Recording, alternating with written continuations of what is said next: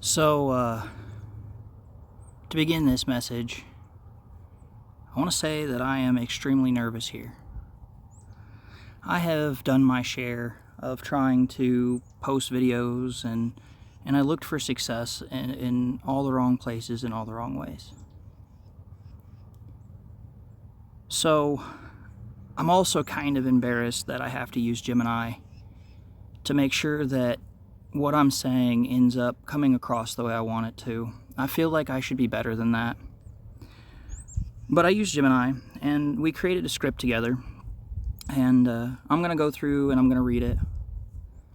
And if you appreciate the message or just feel like you want to say something, even if it's hateful, respond to me in the comments and just let me know what you think. If this isn't your kind of deal, then I won't be offended if you scroll away.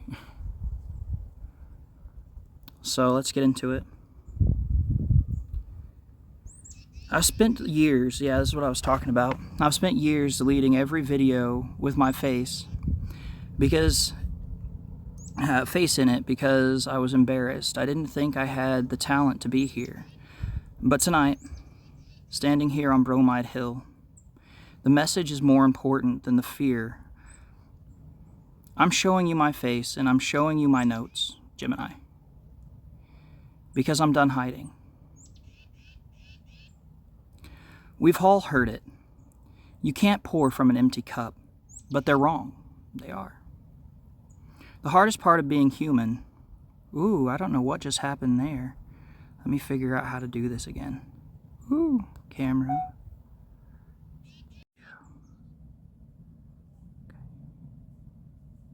I don't know what happened there, but apparently it's still recording, so we're good. So we've all heard it. You can't pour from an empty cup, but they're wrong. The hardest part of being human isn't being empty. It's really not. You're not missing any pieces. You're not empty. It's when your cup is overflowing and there's nowhere for it to go. I call it the pressure of the pour. It's the agony of having a heart full of love and nowhere for it to land. It's like losing a loved one or whatever, man. When you no longer have the place to pour that love that you used to pour into someone else or something else. When you no longer have that place, it builds up, it builds pressure. I used to know instinctively when I lost my grandmother, I poured my love into plants, into animals, and into strangers. Oh, did I do that right? Yeah. Animals and strangers. Every time the world shook my cage, I responded by loving harder. But slowly, society changed me. I was told to protect my energy until I forgot that I was born to be a river, not a tank.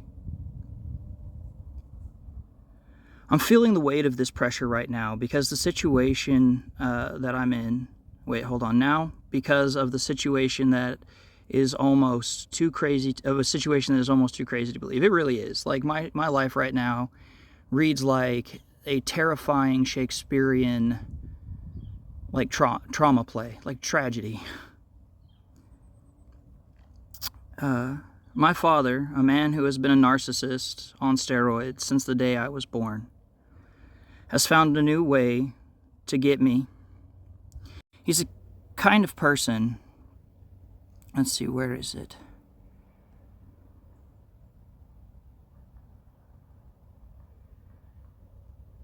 Where'd it go? Where am I? Overflowing pressure. I used to be in strangers. Yada, yada, yada. Yeah, my father, a man who has been a narcissist on steroids since the day I was born, has found a new way to get me. He's the kind of person who only loves you when you're a puppet he can control. If I don't dance for him, he tells stories to make me look crazy. He really does. He turns people against me. He really does. And now he's found the perfect ally, my almost ex-wife. So at this point, I'm going to kind of explain that because I don't feel like I did it well enough in the script.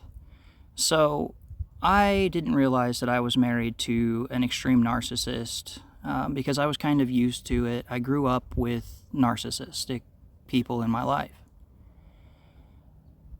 And I think I explained some more of it later on. Oh my goodness, this is so nerve-wracking because I'm being so raw and honest, and I'm not even going to cut this. I'm just going to post it. Holy cow. Okay, breathe.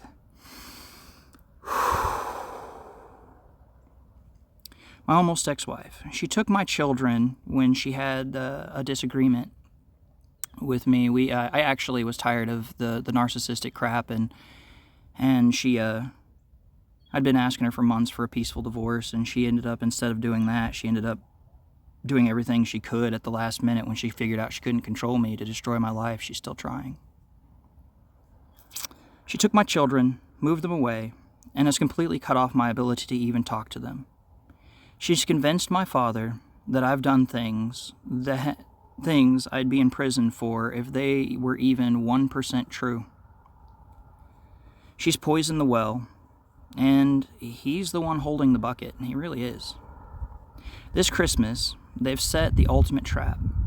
They've invited me to his house. They're using my kids as bait to pull me into the lion's den, a place where every person in the room is working to destroy my peace and my dignity. It really feels like that too, because I know that if I show up for my kids alone, the people that are the adults in the situation are just going to try to find a way to make me suffer, and that's just not, it's not right. If I don't go, they tell my kids, see, your dad doesn't love you enough to show up. Like, my biological mother's even told me about some of the things that my almost ex-wife, hopefully I'll be able to get that divorce soon, has said to my kids about me, and it hurts, because I don't have a place to pour into. I don't have my kids, and she's poisoning the well so that way I can't pour into my kids. It's crazy.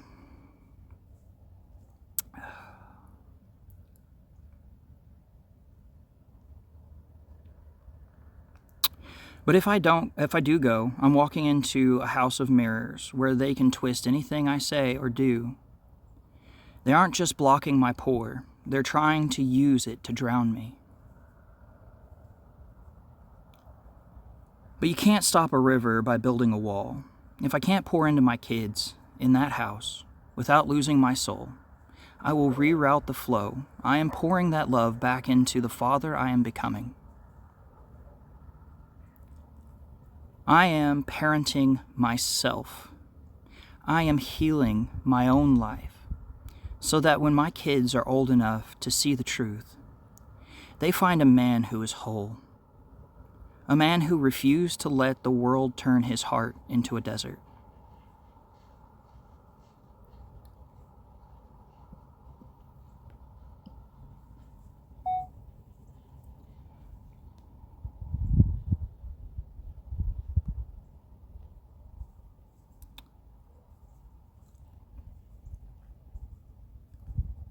So, I guess on my exit, the world is thirsty. Your cup is heavy because it's full.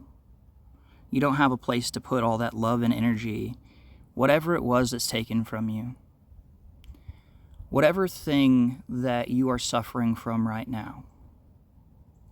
It's not because you're empty, and it's not because you don't have all the pieces you need to figure out your life.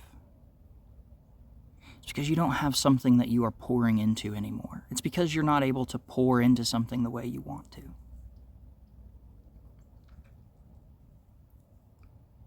I'm done being like everyone else, which is why this cringy video is going online. I'm going back to the version of me that just knows how to love everyone.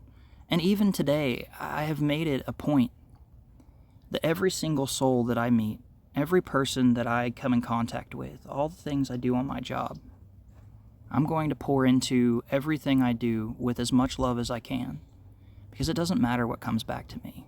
It only matters that I release the pressure of being able to care about something.